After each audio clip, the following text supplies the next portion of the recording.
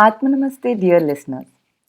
Welcome to my exclusive podcast, Soul Crafting with Tanushri, Crafting Your Inner Awareness. Hi, I'm Tanushri Nair, your energy transformation and mindset specialist, author of the book Bring Out That Red Lipstick and an energy worker. I'm also an ICF approved life coach. I am on a mission to enable 100,000 women to discover their innate feminine energy balance through my inner Shakti blueprint in 90 days. I'm thrilled to bring out this new episode of the podcast show of season 1, the Awakening series. As the old wise saying goes, a journey of 1,000 miles begins with the first step. This podcast is for all those people who are in the daily grind of life, who have forgotten to take a pause and smell the proverbial roses. For those who need a hand to learn self mastery of their thoughts, emotions, and inner self. I am learning too and would like to share this journey with all my fellow listeners. Together, we can go miles.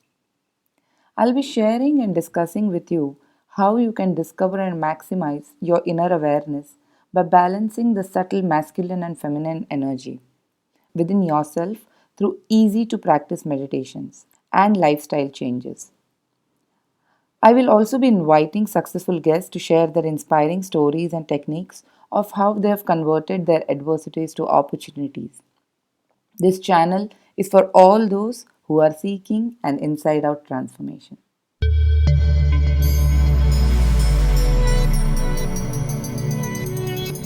Thank you to all who heard my first episode, the beginning, and sent me heartful messages and feedback.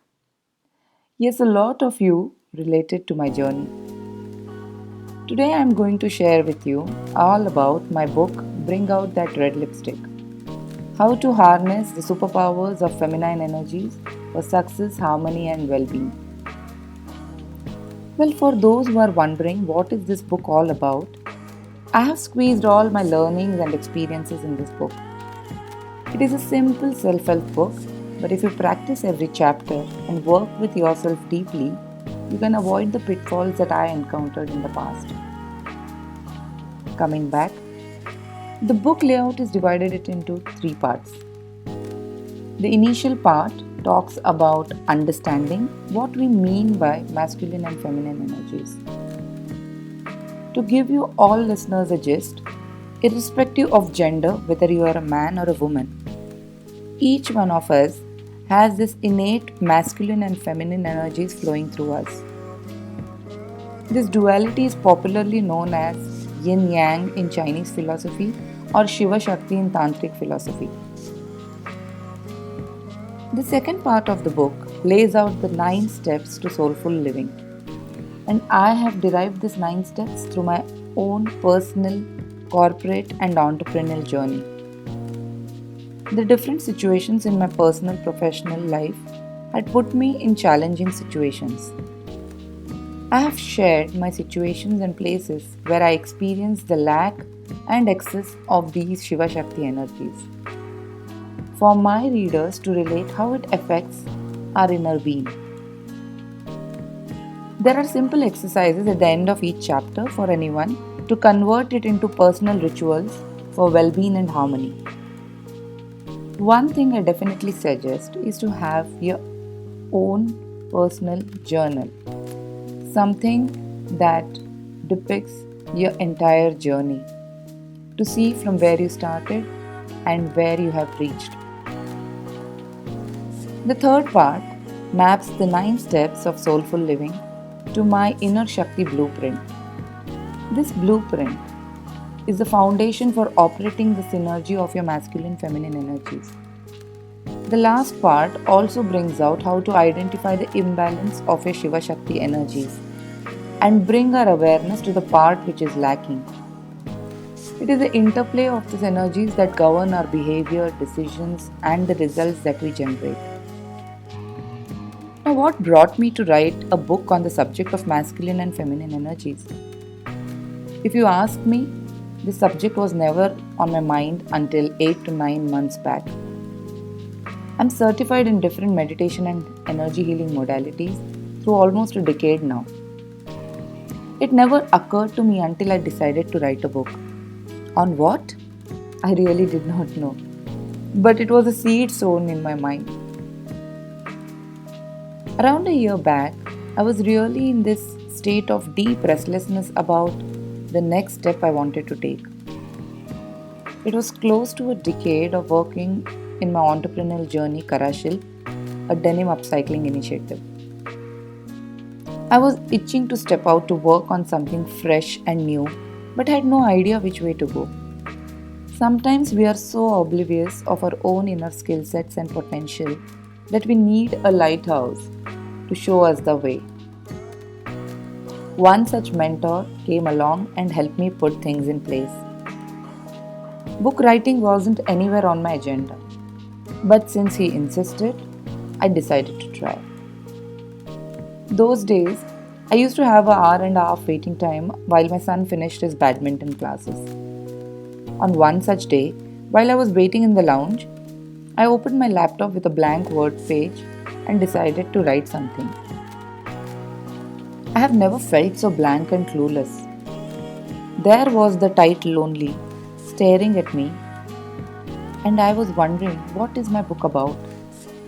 What do I make sense of the title, Bring Out That Red Lipstick? I was pushing myself to put a structure, a logic, chapter names, different elements for a book. At some point, I just gave up. I rested back and closed my eyes, saying to the universe, I surrender. I cannot think of anything. You lead me through the path. Minutes felt like hours, and suddenly I felt a trickle of one word, two words, and then as if the dam broke and all hell was let loose. I had a moment of surge of thoughts. I quickly started typing on my laptop. After almost half an hour, I stopped and looked back. I had typed out almost 2 pages of content. While reading through it, it almost felt like a divine message of what I'm supposed to write. Those 2 pages became 124 pages of my book. There is one thing about reading concepts in theory, and it is a totally different ballgame to implement it in current situation. I did not have this guidance in my past, and hence stumbled, fell, and got up on my own. My goal is that other women, mothers, daughters, wives, sisters, do not get stuck and learn it in the hard way. I certainly feel blessed to be a small medium, a channel, to be able to share these learnings, solutions, which really look very simple. It kind of stares you in the face, but has a deep element and potential for transformation. Many of the steps that I provide as suggestions are my own experiments which worked successfully for me. And if I can do it, so can you too. I will read a small part from the book which I am choosing randomly right now. Let me see what the universe wants me to give you a message about from the book.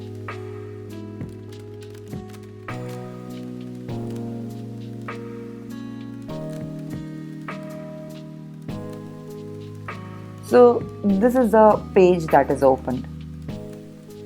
After 10 years of juggling my job and home and having no personal time, I was bored when I quit my job.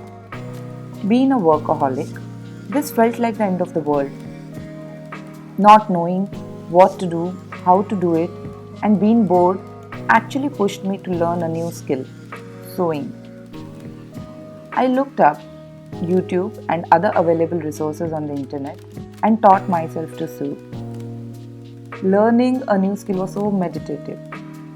I would reorganize my day effectively, in fact, much better than I used to earlier, and get a chunk of time to sit and work with my hands.